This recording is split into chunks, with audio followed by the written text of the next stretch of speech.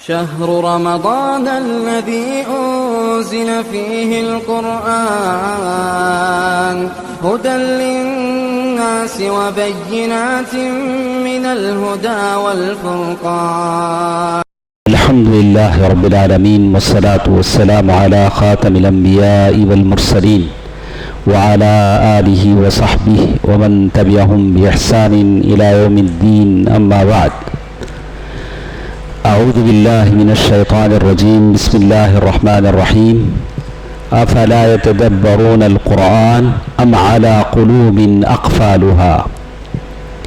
محترم حضرات و خواتین، چھوٹے بچوں، اللہ تعالیٰ کا فضل و کرم ہے کہ اللہ تعالیٰ نے یہ رمضان ہم کو عطا فرمایا ہے. یہ اس کا کرم ہے، اللہ کی نوازش ہے. اور اللہ جو نعمتیں عطا کرتے ہیں اس نعمتوں کے تعلق سے سوال بھی کرتے ہیں. بہت سارے ایسے ہیں اس دنیا میں رمضان ان کو ملا ہے لیکن وہ عبادتیں نہیں کر پا رہے، یا تو اپنے صحت کی وجہ سے، یا ملکی مسائل کی وجہ سے، یا حالات کی وجہ سے. اللہ نے آپ کو اس گھر میں جمع فرمایا ہے تو یہ اللہ تعالیٰ کی بہت بڑی نعمت ہے جو اللہ تعالیٰ نے آپ کو دی ہے. اس مناسبت سے نعمت کی قدر اگر ہوتی ہے تو اللہ تعالیٰ اس کا مزید بدلہ آپ کو عطا کرتے ہیں، برکتیں عطا کرتے ہیں. خاص کر ہر سال جو ہمارا رویہ ہوتا ہے کہ شروع میں 1-2 دن مسجدیں بھری رہتی ہیں، اس کے بعد آہستہ آہستہ لوگ گھٹتے جاتے ہیں. یہ ایک رسم ہے، رواج ہے جو چلا آ رہا ہے. اللہ تعالیٰ ساروں کو توفیق دے. اور اسی لیے علماء سلف نے کہا ہے کہ اگر کوئی مسجد سال بھر نہیں آتا، رمضان میں آ جاتا ہے تو ہم اسے برا بھلا نہیں کہیں گے. وہ تائب ہو کر آیا ہے، اللہ کا بندہ ہے، اللہ تعالیٰ اس کے ساتھ اچھا سلوک کریں گے. لیکن میں سارے بھائیوں اور بہنوں سے کہوں گا کہ اللہ تعالیٰ نے قرآن مجید میں فرمایا ہے ایام معدودات، یہ چند دن ہیں جو بڑی تیزی کے ساتھ ختم ہو جائیں گے. اور وہ دن ہمارے پاس ہے تو 29 ہیں یا تو 30 ہیں، لیکن 4-5 دن تو نہیں ہیں جیسے لوگ کرتے ہیں. شروع کے 4 دن آئے اس کے بعد بھاگ گئے. اور یہ عادت اچھی عادت نہیں ہے. قرآن مجید کے مطابق یہ منافقوں کی عادت ہے جو اللہ کو دھوکہ دینا چاہتے ہیں. آپ کو تو معلوم ہے کہ 29 دن یا 30 دن تو کم از کم ہے، یا آپ کے قرآن میں کوئی اور چیز لکھی گئی ہو کہ نہیں 4 دن پڑھ لیے تو بس ہے. 4 دن آپ عشاء کی نماز میں بھی حاضری کمی ہو جاتی ہے. چھوڑیے تراویح کا معاملہ دوسری بات ہے، لیکن فرض نمازوں میں بھی حاضری کم ہو جائے تو یقیناً یہ افسوس کی بات ہے. اور یہ اس کا تقاضا کرتا ہے کہ اس پر کچھ کہا جائے اور سنا جائے. تو بہرکیف میں جتنے احباب ہمارے ساتھ ہیں سب سے میں کہوں گا کہ آپ ہمارے ساتھ رہیں، رمضان کی برکتوں سے بھرپور فائدہ اٹھانے کی کوشش کریں. یہ رمضان اللہ تعالیٰ کی قربت عطا کرنے کے لیے آتا ہے. اسی لیے کہا گیا کہ اللہ تعالیٰ نے مقصد بتایا لعلکم تتقون، شاید کہ تم متقی بن جاؤ. 29 دن 30 دن میں آپ اور ہم تقوی کی دولت حاصل نہ کر سکیں تو اور کیا کر سکیں گے؟ جبکہ اللہ کے نبی صلی اللہ علیہ وسلم سے پوچھا گیا کہ جنت میں سب سے زیادہ کون لوگ جاتے ہیں تو کہا التقوی وحسن الخلق. تقوی اور حسن خلق، اچھے اخلاق، یہ 2 چیزیں اگر ہوں تو جنت میں سب سے زیادہ لوگ جاتے ہیں. تو آپ اور ہم کوشش کریں، ہمارے اندر اخلاق کی تو کوئی کمی نہیں، لیکن تقوی کی یہ آبیاری بہت ضروری ہے. تقوی پیدا کرنا بہت ضروری ہے. تقوی کا تقاضا یہ ہے کہ آپ اپنے سلوک کو بہتر کر لیں، اپنے بھائیوں کے ساتھ، اپنی بیوی بچوں کے ساتھ، اپنے اڑوس پڑوس کے ساتھ، اپنے ہمسایوں کے ساتھ، ملنے جلنے والوں کے ساتھ آپ کا سلوک اچھا ہو. بہرکیف ہمارے بھائیوں نے ہم سے گزارش کی تھی کہ اس رمضان کے موقع پر اللہ کے نبی صلی اللہ علیہ وسلم کی سیرت طیبہ ہم سنیں گے. تو بہرکیف تو یہ چیز ایسی ہے جو اضافی چیز ہے. تراویح نماز یہ تو ہم پڑھتے ہی ہیں، اور کچھ دینی باتیں سن لیتے ہیں جب جمع ہوتے ہیں تو تاکہ ہمارے علم میں اضافہ ہو. اور اللہ کے نبی صلی اللہ علیہ وسلم جن کے بارے میں اللہ تعالیٰ نے فرمایا وَإِنَّكَ لَعَلَىٰ خُلُقٍ عَظِيمٍ، آپ بہت بلند اخلاق پر فائز ہیں۔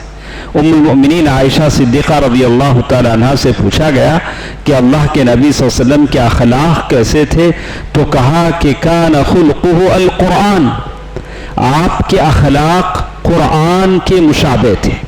جتنے میرے ساتھ بیٹھے ہیں، نوجوان ہیں، بچے ہیں، بوڑھے ہیں، تو آپ اس کی ترجمانی کر سکتے ہیں، اللہ کے نبی صلی اللہ علیہ وسلم کی سیرت سے 2-4 واقعات بیان کر سکتے ہیں۔ اللہ کے نبی صلی اللہ علیہ وسلم کی سیرت ڈھکی چھپی نہیں ہے۔ آپ نے وہ حدیث پڑھا ہوگا، یقیناً جب بھی شعبان کا مہینہ آتا ہے تو خطبہ اور واعظین بڑے شوق سے اس حدیث کا ذکر کرتے ہیں۔ حدیث صحیح ہے، حدیث صحیح ہے، اس میں کوئی تعامل نہیں ہے، لیکن تعجب ہوتا ہے کہ اللہ کے نبی صلی اللہ علیہ وسلم کی زندگی کی کوئی بات چھپی نہیں رہی۔ اللہ کے نبی صلی اللہ علیہ وسلم وہ فرماتے ہیں، ام المؤمنین عائشہ رضی اللہ تعالی عنہ فرماتی ہیں، اللہ کے نبی صلی اللہ علیہ وسلم گھر آئے، اپنے چپل رکھ لیے، چادر صحیح کیا، سو گئے، اور وہ سمجھے کہ میں بھی سو گئی ہوں، اور کچھ دیر کے بعد اٹھے، اپنی چادر کو تہ کر کے رکھ دیا، اور چپل بھی اپنے تیار کر لیے، اور آہستہ سے دروازہ کھولا، اور پھر بند بھی کیا تو چھپکے سے دروازہ بند کیا۔ اب اس کے بعد نکل گئے باہر، تو میں سوئی نہیں تھی، میں جاگ گئی۔ ام المؤمنین عائشہ رضی اللہ تعالیٰ عنہ فرماتی ہیں کہ میں بھی پیچھے پیچھے چلی، دیکھتی ہوں اللہ کے نبی کہاں جاتے ہیں۔ ہاں، بقی گئے، بہت دیر تک دعا کیا اللہ کے نبی صلی اللہ علیہ وسلم، پھر وہاں سے واپس ہوئے۔ وہ اندھیرا زمانہ تھا، لائٹنگ کا زمانہ تو نہیں تھا، اور جیسے ہی اللہ کے نبی صلی اللہ علیہ وسلم واپس پلٹے، ام المؤمنین عائشہ رضی اللہ تعالی عنہا بھی واپس پلٹی۔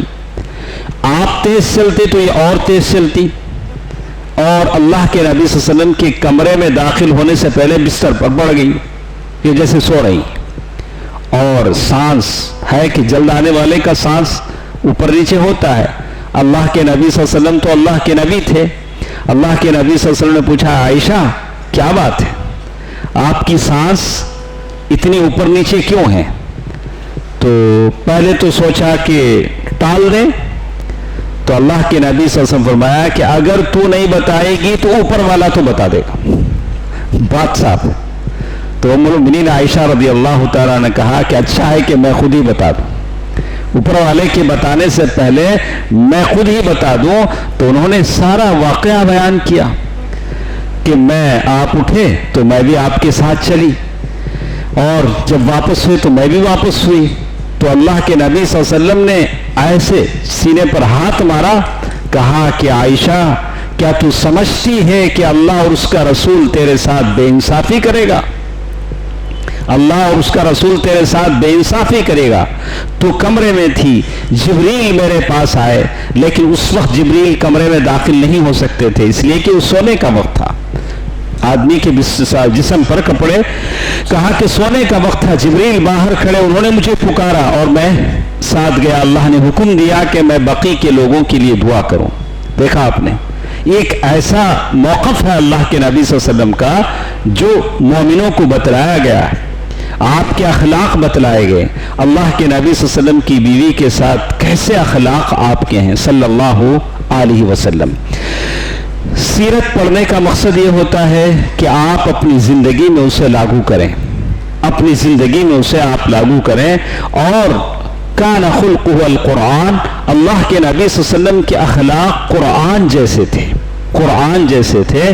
تو رمضان کو سیرت کے نظر سے جب آپ دیکھیں گے تو جتنا اچھا رمضان کو پہچان سکیں گے، کوئی اور شکل نہیں ہوگی۔ آپ رمضان المبارک کے مہینے ہی کو لے لیجئے کہ اللہ کے نبی صلی اللہ علیہ وسلم کی اس میں سیرت کیا تھی۔ چاند دکھتا ہے، دکھنے سے پہلے، دکھنے کے بعد مومنوں کو بشارت سنا رہے ہیں، اتاکم شہر مبارک، مبارک مہینہ تمہارے پاس آیا ہے، تفتح فیہ ابواب الجنان، جنت کے دروازے کھول دیے جاتے ہیں، جہنم کے دروازے بند کر دیے جاتے ہیں، مرضت الجن، اور بڑے بڑے سرکش جنوں کو قید کر دیا جاتا ہے۔ مومنوں کو خوشخبری سنا رہے ہیں۔ ایک طرح کا بالکل خوشی کا ماحول لوگوں میں پیدا کر رہے ہیں رمضان مبارک جب آتا ہے. اور بات شروع ہوتی ہے رؤیت ہلال سے، چاند دیکھنے سے. ایسا نہیں کہا کہ چاند دیکھے تو روزہ رکھو، چاند دیکھے تو افطار کرو، عید مناؤ. بالکل سری بات کہہ دی. اور پھر قیام اللیل سے لے کر من قام رمضان ایمانا واحتسابا غفر له ما تقدم من ذنبه، یعنی رمضان کی تراویح کی فضیلت بیان کی گئی. بہرکیف ہم کوشش کریں گے ہمارے پاس جتنا وقت ملتا ہے، آدھا گھنٹہ یا 40 منٹ، کہ سیرت کے جو میں نے الرحیق المختوم کی کچھ باتیں میں نے چاہا کہ آپ کے سامنے پیش کروں. یہ سیرت اس لیے پڑھی جاتی ہے کہ میرے نبی کو آپ اپنے نبی کو پہچانیں صلی اللہ علیہ وسلم، ان کے اخلاق حسنہ اپنے اندر پیدا کریں، ان کے جیسا سلوک اپنوں سے برتیں، اور اللہ کے نبی صلی اللہ علیہ وسلم کی مطابعت. جیسے اللہ تعالیٰ نے کہا کہ 2 چیزیں اپنا لو تمہاری زندگی خوشیوں سے بھر جائے گی. وہ 2 چیزیں کیا ہیں؟ ایک چیز تو میں نے بتا دی. پہلی چیز کیا تھی؟ تقوی. آسان بات، تقوی. اتقوا اللہ وقولوا قولا سدیدا، اللہ تعالیٰ نے سورۃ الاحزاب ہی میں بتا دیا. دوسری چیز اللہ کے نبی صلی اللہ علیہ وسلم کے نقش قدم پر چلنا. ایک ایسے زمانے میں لوگ اپنے کے سامنے سجدہ کروا رہے ہیں. جاہل لوگ جو ہوتے ہیں لوگوں کو اپنے سامنے سجدہ کرواتے ہیں، لوگوں سے اپنی پوجا پرستش کرواتے ہیں، یہ طاغوت ہیں. ایسے زمانے میں آپ اللہ کے نبی کو اپنا رہنما بنائیں، ان کے نقش قدم پر چلنے کی کوشش کریں. لقد كان لكم في رسول الله اسوة حسنہ. یہ 2 چیزیں اگر ہماری زندگیوں میں ہیں تو ہماری زندگی خیر و برکت والی بن جائے گی انشاءاللہ. تو کچھ باتیں اللہ کے نبی صلی اللہ علیہ وسلم کی سیرت کے تعلق سے تھی. جب کتاب شیخ صفی الرحمن مبارک پوری رحمہ اللہ انہوں نے وہ سیرت کی کتاب لکھی اور دنیا میں سب سے مشہور کتاب نکلی اور سب سے پہلا پرائز ان کو دیا گیا. اور یہ صاحب کتاب ہیں جن کے ساتھ ہم زندگی کے بہت سارے ایام گزار چکے ہیں. انہوں نے مجھے ایک پیپر بھی لکھ کے دیا کہ یہ عبد الواحد اچھے آدمی ہیں، ہمارے ساتھ دعویٰ کرتے ہیں.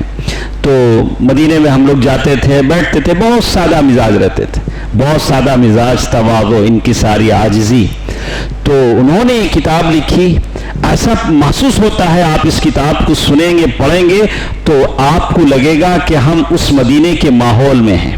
اگر صحیح معنی میں اگر آپ پڑھیں گے سنیں گے لگے گا کہ مدینہ اور مکے کے ماحول میں آپ جی رہے ہیں.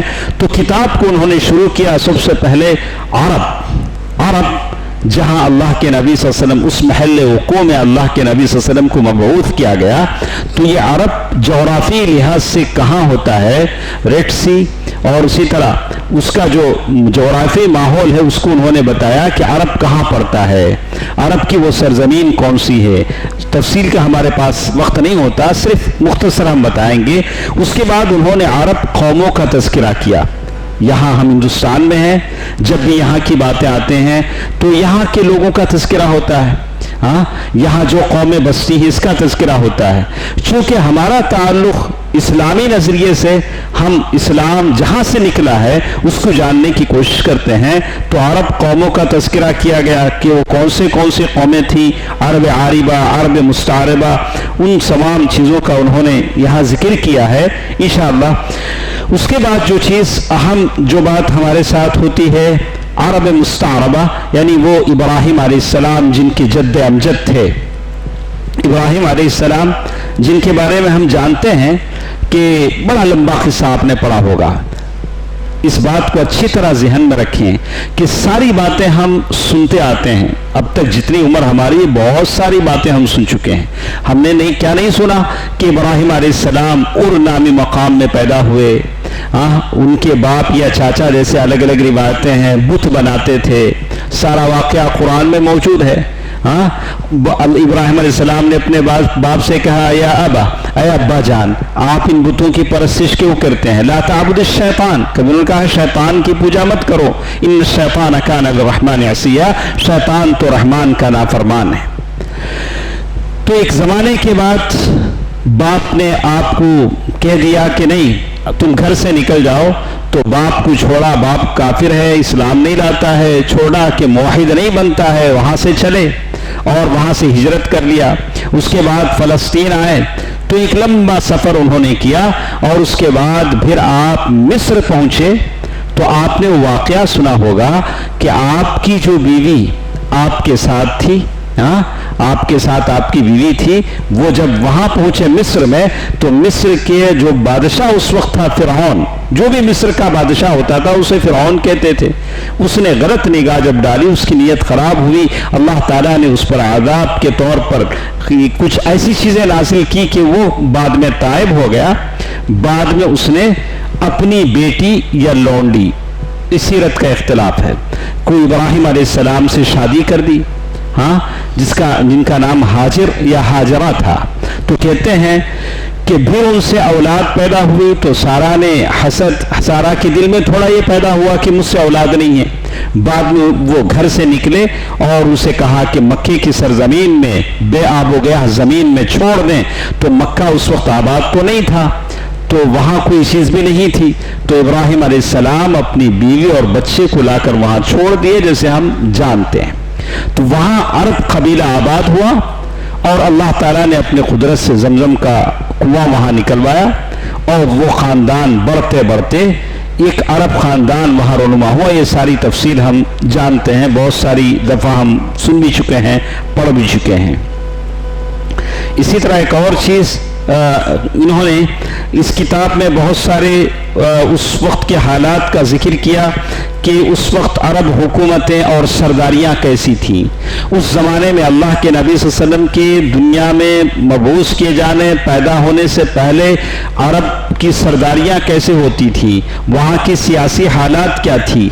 तो जैसे हम लोग जानते हैं कि अरबों के पास अपनी कोई हुकूमत तो नहीं थी, लेकिन दो बड़ी हुकूमतें थीं जो उनके मातहत में वो लोग चलते थे। एक ईरानी हुकूमत थी फारस और रोम, ये दोनों हुकूमतें थीं जिनकी इसमें वो लोग चलते थे। और यहाँ एक लंबा तस्करा इन्होंने किया है। तो बहुत सारे बादशाहों के नाम इन्होंने जिक्र किया, यमन के बादशाह और इसी तरह शाम की बादशाह, फारस के बादशाह और हिजाज की इमारत किन के हाथों में थी, ये सारी चीज़ें इन्होंने जिक्र किया है। और आपने कभी पढ़ा होगा कि इब्राहिम अलैहिस्सलाम ने जब अपने बच्चे इस्माइल अलैहिस्सलाम को वहाँ छोड़ा अरब वो मक्के की सरजमीन में, तो कभी आते थे अपने बेटे की हालत दरियाफ्त करने के लिए। कितनी मरतबा आए हैं कोई उसकी कैद नहीं है, 2 मरतबा 3 मरतबा।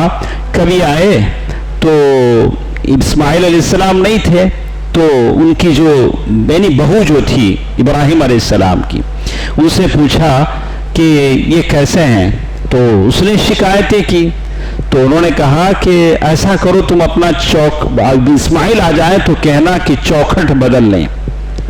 तो वो समझ गए कि बाप क्या कहकर गए हैं, तो उन्होंने अपनी बीवी को तलाक दे दी, जैसे सीरतों में ये सारे वाक़यात आते हैं। दूसरी मर्तबा जब आए तो वो जो बहू थी उसने शुक्र के अल्फाज कहे। लेकिन सीरत ये बताती है कि जैसे भी हालात हों औरतों को सब्र करना चाहिए, शुक्र करना चाहिए, जो आज की सबसे बड़ी ज़रूरत है। आज इसी वजह से हम लोग देखते हैं घरों में दरारें हैं, घरों में इंतशार का एक तरह की कैफियत है कि औरतें चाहती हैं कि सारी नेमतें हमारे पास आ जाएं। ऐसा नहीं हो सकता है। नहनु क़समना बैनहुम मईशतहुम फिल हयाति दुनिया, अल्लाह ताला ने रोज़ी रोटी तकसीम कर दी, किसी को 19 किसी को 20। आदमी सब्र करे, हालात बदलते हैं, एक ही तरह के हालात नहीं होते हैं, लेकिन हमारे पास सब्र करने के अलावा कोई इशारा नहीं है। लेकिन कोशिश करें, हलाल ज़राए से कमाने की कोशिश करें। अल्लाह के नबी सल्लल्लाहु अलैहि वसल्लम के ज़माने में कितनी ऐसी औरतें थीं जो इत्र बेचती थी। एक औरत थी अत्तारा, इत्र बेचती थी। अल्लाह के नबी सल्लल्लाहु अलैहि वसल्लम के ज़माने में वो अब्दुल्लाह बिन मसूद रज़ियल्लाहु अन्हु की बीवी भी थी, जो आकर अल्लाह के नबी सल्लल्लाहु अलैहि वसल्लम से पूछती हैं कि क्या मैं अपना सदका अपने शोहर अब्दुल्लाह बिन मसूद को दे सकती हूँ। कौन किससे पूछ रही है? بیوی پوچھ رہی ہے. پہلے تو وہ کہتی ہے کہ عبداللہ بن مسعود سے آپ جا کر اللہ کے نبی صلی اللہ علیہ وسلم سے پوچھیں کہ کیا میں میرا صدقہ تم کو دے سکتی ہوں. تو عبداللہ بن مسعود رضی اللہ عنہ نے کیا کہا, نہیں میں نہیں جاتا, آپ خود جا کے پوچھو. میں جا کے کیسا پوچھوں گا. تو وہ جا کر جب پوچھی تو بڑا لمبا واقعہ ہے. تو معلوم یہ ہوتا ہے کہ عورت ہر حالت میں صبر کرے. جیسے اس ساری باتوں سے معلوم ہوتا ہے, بہت سارے قبائل کا انہوں نے یہاں تذکرہ کیا ہے اور عرب سرداریوں کا بھی انہوں نے یہاں تذکرہ کیا. اس کے بعد ایک اور چیز جس کے بارے میں وہ کہتے ہیں کہ اللہ کے نبی صلی اللہ علیہ وسلم کے نبی بنائے جانے سے پہلے, ساری باتیں پیدائش سے پہلے کی باتیں, اللہ کے نبی صلی اللہ علیہ وسلم کے پیدا ہونے سے پہلے کی باتیں ہیں. ابھی تو اللہ کے نبی صلی اللہ علیہ وسلم پیدا نہیں ہوئے ہیں. تو عرب کے لوگ کون سا دین مانتے تھے؟ اسماعیل علیہ السلام توحید پرست تھے, ابراہیم علیہ السلام جنہوں نے توحید کی آبیاری کی تھی. لیکن چلتے زمانے کے ساتھ ساتھ کچھ ایسا ہوا, جیسے کہتے ہیں عرب کا ایک سردار تھا بنو خزاعہ کا جس کا نام تھا عمرو بن لحی. عمرو بن لحی وہ عرب کا سردار تھا. وہ بڑا نیک آدمی, خیرات کرنے والا بڑا اچھا آدمی تھا اور دین سے بڑی دلچسپی بھی تھی. تو ایک مرتبہ وہ آدمی کیا کرتا ہے, سیریا جاتا ہے, شام جاتا ہے. شام جا کر وہاں دیکھتا ہے کہ وہاں کے لوگ بتوں کی پوجا کرتے ہیں. تب تک مکے میں بت نہیں ہے, مکے میں بت نہیں ہے. شام جا کر اس نے دیکھا کہ وہاں لوگ بتوں کی پوجا کرتے ہیں. اس کو بڑا اچھا لگا. یہ واپس آتے آتے بغل میں 2 بت لے کر وہاں سے آیا. جیسے آپ دلی بنگلور گئے تو کیک بسکٹ لاتے نہیں, ہاں بچے مانگیں گے ابا کیا لائے. یہ کیا کیا, وہاں سے آتے آتے 2-3 اچھے پتھریں گول گول دیکھے, اس کو وہاں سے وہ لے کے آیا. تو کہتے ہیں تو شام کی سرزمین میں دیکھا تو وہاں چنانچہ وہ اپنے ساتھ ایک بت لے آیا. اس کا نام تھا حبل. دیکھا یہ فیمس مشہور بت تھا وہ زمانے کا. جیسے آپ آگے چل کر دیکھیں گے سنیں گے, بدر کے موقع پر جب ابو سفیان ابھی مسلمان نہیں ہوئے تھے, بہت دھول غبار اڑ رہا تھا, تو ابو سفیان نے پوچھا افیکم محمد, کیا محمد ابھی زندہ ہیں؟ ایک طرف مسلمان ہیں, چہرے پورے خون سے شرابور ہیں, کون کیا ہے معلوم نہیں ہو رہا ہے, دھول اڑ رہی ہے, خون میں لت پت چہرے ہیں. تو وہ ابو سفیان پوچھ رہا ہے افیکم محمد. تو اللہ کے نبی صلی اللہ علیہ وسلم فرمایا کہ خاموش ہو, بولو نہیں, کیا بھی جواب نہیں دو. تو پھر پوچھتا افیکم ابن قحافہ, کیا تم میں ابو بکر ہیں, کیا تم میں عمر ہیں؟ بعد میں بولتا سب ختم ہو گئے. تو اس وقت عمر رضی اللہ تعالیٰ عنہ کو غصہ آیا. عمر رضی اللہ تعالیٰ عنہ نے جواب دیا. پھر تینوں کو بولنے کے بعد اس نے کیا کہا, اعلو حبل. کیا کہا اس نے, اعلو حبل, حبل کی جے ہو. تو اس وقت حضرت عمر رضی اللہ تعالیٰ عنہ کا اللہ اعلی و اجل. اے ابو سفیان کیا کہتا ہے, اللہ تو سب سے بلند اور برتر ہے. اپنی بات وہ تب تک خاموش ہے, لیکن اللہ پر جب بات آئی, اللہ کے مقابلے میں ایک بت کو بڑا بنانے کی کوشش کی گئی, تو انہوں نے کہا اللہ اعلی و اجل. تو یہی تصور ہر بچے کے دل و دماغ میں ہونا چاہیے. آپ کا میرا رب اللہ ہے, اللہ اکبر, لا الہ الا اللہ. اسی اللہ اکبر کو لے کر ہم جیتے ہیں, اسی لا الہ الا اللہ پر ہم مرتے ہیں, اسی لا الہ الا اللہ پر ہم مسلمان ہیں, اسی پر کبھی ہم آنچ نہ آنے نہیں دیں گے. ہم کچھ بھی ہیں لیکن سب سے پہلے مسلمان ہیں.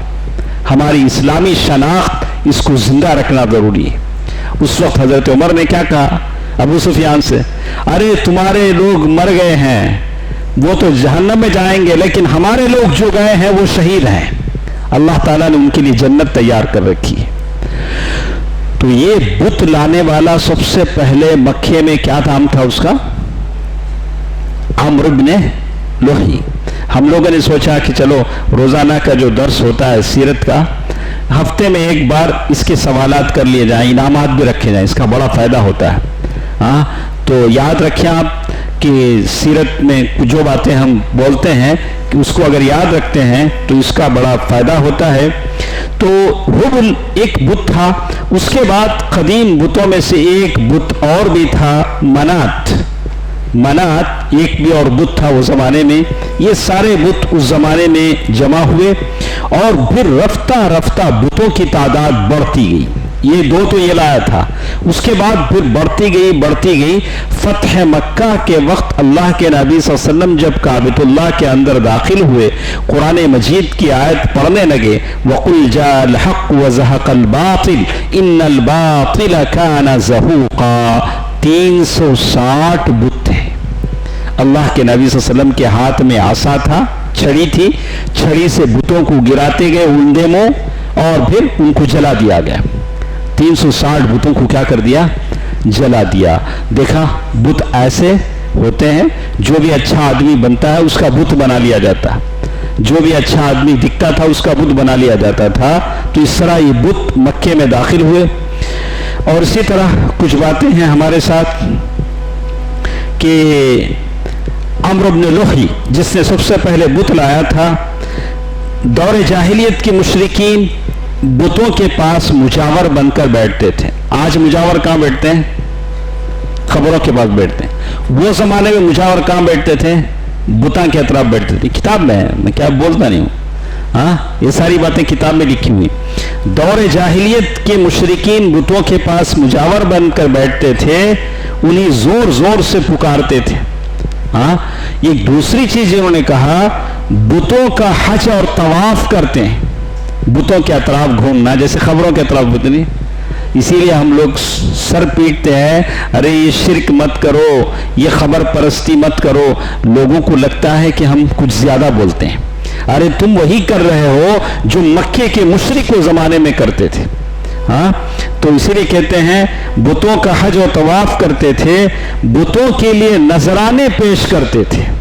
وہاں ہنڈیاں ہوتی تھی، جیسے آج کل ہنڈی نہیں، ہنڈیاں ہوتی تھی. بتوں کے لیے نذرانے پیش کرتے تھے اور قربانی کے جانور بھی وہاں ذبح ہوتے تھے. یہ بتوں کے لیے سب کچھ کرتے تھے. قربانی کے جانور بھی وہاں ہوتے تھے، جیسے کہتے ہیں قرآن مجید کی. اور بہت ساری باتیں انہوں نے کہا کہ کیسے قربانی کے جانوروں میں کیسے چھوڑا جاتا تھا. تو کہتے ہیں بحیرہ، سائبہ، الگ الگ جانور. جیسے آپ کہیں بکرا لینے جائیں یا کوئی بھی جانور لینے جائیں تو جانور والا کہے گا کہ سارے جانور بیچوں گا لیکن وہ بکرا نہیں بیچوں گا. بولا کہ وہ کیوں نہیں بیچے گا؟ وہ کس کے لیے رکھا ہے؟ وہ اپنے لیے رکھا ہے. وہ سانڈ ہے، وہ کسی بت کے لیے رکھا ہے، اس کو وہ نہیں بیچے گا. بالکل یہی وہ زمانے میں بھی ہوتا تھا. اسی طرح کچھ اور باتیں انہوں نے یہاں لکھی ہیں کہ کیسے کیسے وہ بتوں کے ساتھ چیزیں یہ کرتے تھے. ایک اور چیز مشرکین عرب میں جو چیز رائج تھی وہ ازلام تھا. ازلام کے معنی تیر ڈالنا. کہیں جانا ہوتا تو 3 طرح کے تیر ان کے پاس ہوتے تھے. ایک میں لکھا ہوتا افعال، ایک میں لکھا تھا لا تفعل، ایک میں خالی ہوتا تھا. اگر کہیں باہر جانا ہے تینوں اٹھا کے سے پھینکتے. اس میں اگر آتا کہ جاؤ تو جاتے، نہیں جاؤ تو نہیں جاتے. اگر خالی آتا تو اور ایک بار ڈالتے. تو ان کی قسمت ایسی ہوتی تھی. جیسے آج کل اگر کوئی باہر نکلتا ہے، کوئی بیوہ عورت رستے سے چلے آتی واپس آ جاتا، ارے نہیں کام نہیں ہوگا. بلی آ گئی تو واپس آ جاتا ہے. تو بالکل وہی وہ زمانے میں بھی ہوتا تھا جیسے وہ کہتے ہیں. تو اس کے بعد ایک جوے کا بھی انہوں نے ذکر کیا ہے کہ عربوں کے زمانے میں دین کی کیا حالت تھی، کیسے وہ جوا کھیلتے تھے. اور اسی طرح دین ابراہیمی میں قریش کی بدعات، کیسا دین ابراہیمی کو انہوں نے بگاڑ دیا. ابراہیم علیہ السلام نے تو توحید کی دعوت دی لیکن انہوں نے کیا کر دیا؟ اسے بگاڑ دیا. کیسے بگاڑا، کیا کیا چیزیں اس میں پیش آئیں، انشاءاللہ ہم لوگ کل کے درس میں اسے سنتے ہیں. آپ ہمارے ساتھ رہیں. ماشاءاللہ بہت ساری اچھی باتیں آپ کے سمجھ میں آئیں گی. ہو سکتا ہے اللہ تعالیٰ اس سے مجھے اور آپ کو کوئی فائدہ دے. اور اللہ کے نبی کی زندگی کو پڑھنے سے بہتر کیا ہو سکتا ہے. رمضان کے ان دنوں میں آپ نے قرآن سنا، صاحب قرآن کے تعلق سے بھی جانیں. साहब कुरान ने कैसी ज़िंदगी गुजारी, कैसी सहबतें उठाई, कैसे ज़माने ने उनके साथ सलूक किया, आपने कैसे अल्लाह की दीन की सरबुलंदी के लिए कुर्बानियाँ दी, उसका जिक्र खैर से बढ़कर क्या हो सकता है। हाँ, तो ज़रूरी है कि कल अगर हम हशर में अल्लाह के नबी सल्लल्लाहु अलैहि वसल्लम के हाथों कौसर का पानी पीना चाहते हैं तो कम से कम मालूम तो हो कि आपकी ज़िंदगी किस नशेब व फराज से गुजरी है सल्लल्लाहु अलैहि वसल्लम। बार बार दरूद पढ़ते रहा करें, इससे दुआएं बहुत मकबूल होती हैं। अल्लाह ताला मुझे और आपको तौफीक दे। इंशाअल्लाह कल हमारे साथ है कि इब्राहीम अलैहिस्सलाम ने जो साफ सुथरा दीन लाया था, कुरैश ने उसमें कैसी कैसी बिदातें ईजाद कर दी। इंशाअल्लाह इसकी तफसील कल के दर्स में हम सुनते हैं। अल्लाह ताला मुझे और आपको रमज़ान की इन मुबारक सातों की कदर करने की तौफीक दे। आमीन। वस्सलामु अलैकुम व रहमतुल्लाहि व बरकातुहू।